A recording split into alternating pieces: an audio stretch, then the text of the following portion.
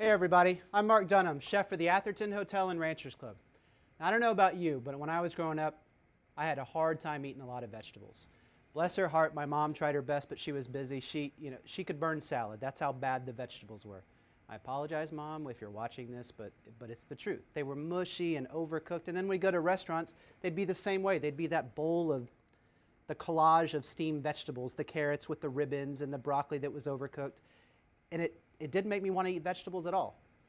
So today we're going to spend some time on some tasty vegetables. I hear the same complaints all the time. I don't have enough time to cook vegetables, they don't taste good, or I don't know how to cook them. So we're going to address all three right here on Play With Your Food.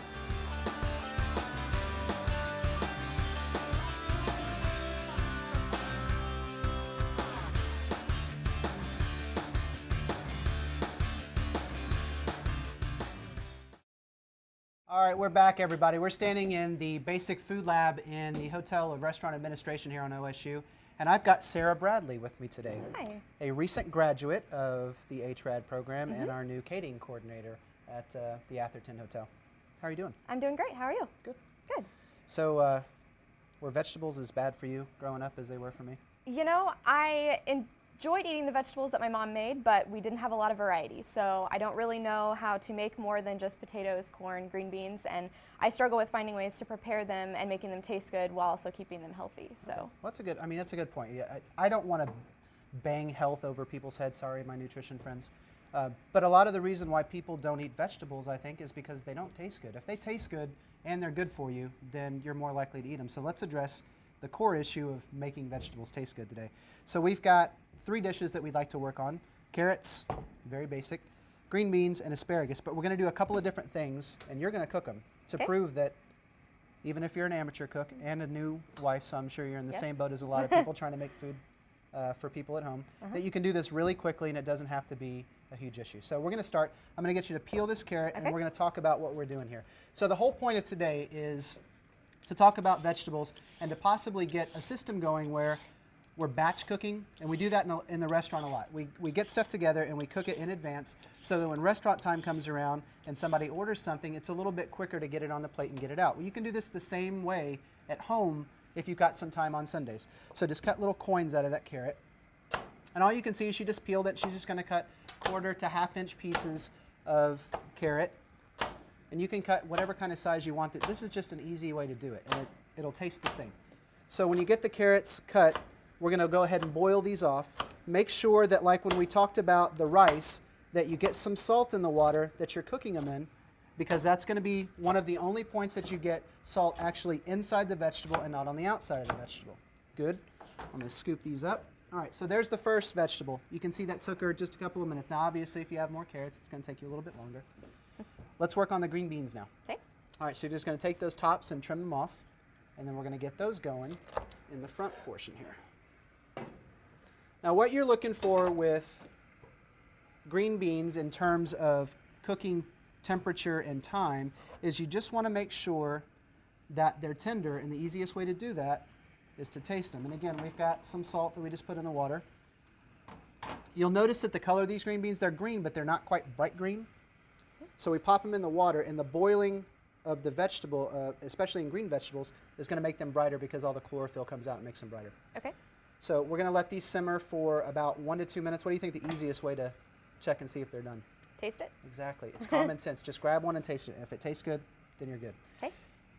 Before we move on to the asparagus, I'll show you. This is an ice water bath. What we call blanching and shocking is just a technique where we're going to cook the vegetables to where they're nice and tender, but then we're going to stop the cooking by putting them in some ice water so that when we're ready to use them, they're cooked all the way, but they're not overcooked. So we want them bright green and tender, but not overcooked and mushy. Okay. So same thing we do in the restaurant.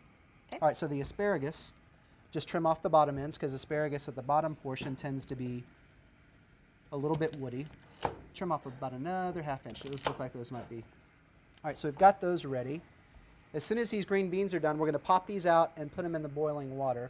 Meanwhile, we're going to finish up a couple of these dishes with some different cooking techniques so they're not just boiled green beans and not just boiled carrots. Okay. One of the ways that we're going to finish up the asparagus, oops, I need to light this, is to char the asparagus so that it's got a little bit of different texture than just boiled asparagus. And this guy just, there we go. All right, so nice hot pan. These green beans have been in for about a minute now. And you can already see, I don't know if y'all have access to that, but they're already a little bit brighter green than they were before. Mm-hmm. These are going to be super tasty, like the green bean salad that we have for our lamb dish. Okay. The carrots have been boiling. These are going to take probably another 5 or 6 minutes, so that's going to be the last thing that we're going to do. Okay.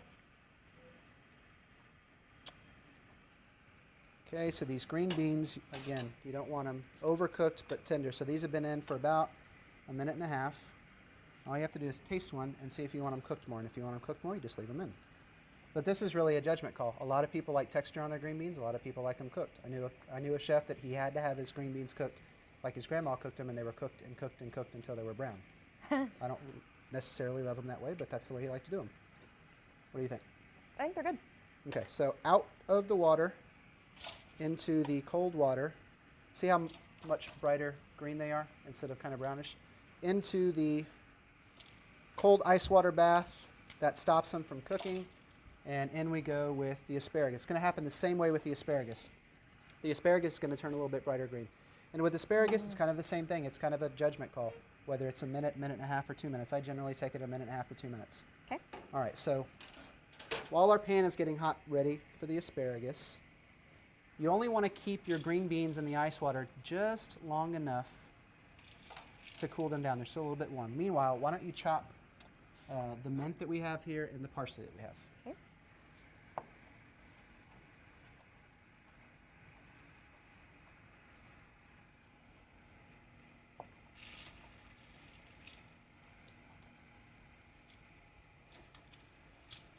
These are ready to go. Okay, so the green beans have come out. They're nice and cold. You've got the herbs chopped. Okay. This salad, you can do these green beans warm, but I like them more chilled or at room temperature. So now you've got green beans that are cooked. Okay. Throw a little pinch of each one of those herbs in there. And a little bit of our red wine vinegar that we talked about buying at the store. And maybe just a splash of that. And a little bit of olive oil. And then you want to go back with a pinch of salt and any one of those peppers. There's white pepper, there's black pepper, and there's a red pepper called Espelette pepper.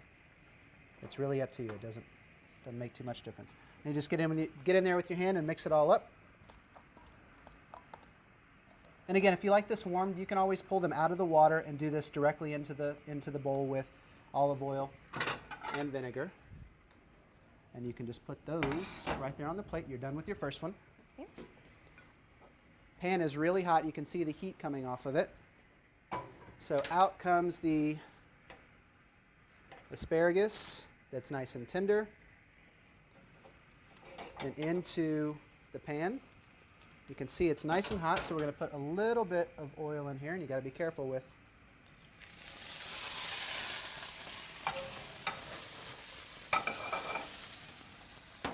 Since the asparagus is already cooked and we're just charring it, all we need to do is have a hot pan that we're going to char the outside of the asparagus with, and all that's going to do is get a different texture. So that pan had enough heat on it, and I noticed that by the flame coming off of the pan really quickly. So I just cut off the heat, and we're just going to let it sit in there until it finishes charring. Then we're going to put it on the plate with a little bit of salt, Okay. and that will be that. I'm going to cut off this water. The carrots are probably pretty close to being done. Okay. So we're going to test one of those guys. Yeah, that slotted. There we go. That'll probably be easier. I'm not having such an easy time getting these out. And again, easiest way to check them is just to taste them.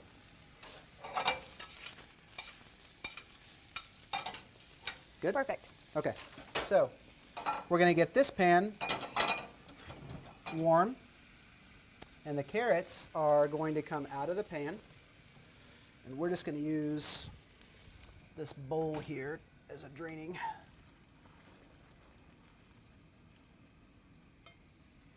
There's a classic version of this, of glazed carrots. We start out with water and butter in the same pan, and by the time you cook all the carrots down, the water's evaporated, nothing is left in the pan but butter, and then the butters glaze the carrots. That's a little bit more difficult to do the first time out, so I'd recommend if you haven't done that before, just to try this method. So now that those carrots are drained, we grab a little bit of butter and just melt that in the pan. Okay. And that was probably about half a teaspoon or so. And then go the carrots that are already cooked. And we're just going to basically let those melt. All right, so your charred asparagus is done. Okay. And this is really good for just about any vegetable preparation, steak preparation, things like that. Now what we want to make sure to do is, even though that the water had some salt in it, it's nice to go ahead and get a little bit of seasoning on the outside of the asparagus. So what we like to do is a little bit of salt and a little bit of pepper. And again, if you want to use white pepper or red pepper, that's up to you. Okay. And you can see it's got some nice char marks on it. So it tastes like asparagus, but it's going to have a little bit of a different dimension because it's charred. Okay. All right.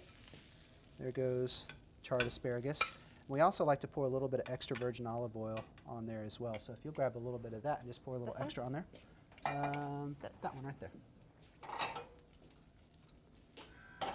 You still have some chopped parsley left, yeah? Okay. Here are, let's put that plate down and get ready for the carrots. Now with the carrots, I prefer, because of, and this is just a preference, because they're nice and orange and you've got butter that's white and clear, we're going to season them with a little bit of salt. Okay. And let that kind of soak into the carrot there for a second. And then I like to add white pepper to these particular, it's just another one of those presentation things where if you have black spots all over the orange, it's not as visually appealing. So white pepper works. Great. And this one is done. So you've got cooked glazed carrots. And then you can throw a little chopped parsley on top. And that can be another side dish for you. So 3 easy vegetable recipes that actually taste good. And I know we were done in 10 minutes, yeah? Yeah, definitely. What do you think? You're going to try them at home? Absolutely. I think I will. Think your husband will like them? Definitely. He's a big fan of green beans, carrots, and asparagus. Well, thanks for joining me today. Thank you very much. You're Enjoyed welcome. it. Make sure and join us next week where we talk about tomato sauce.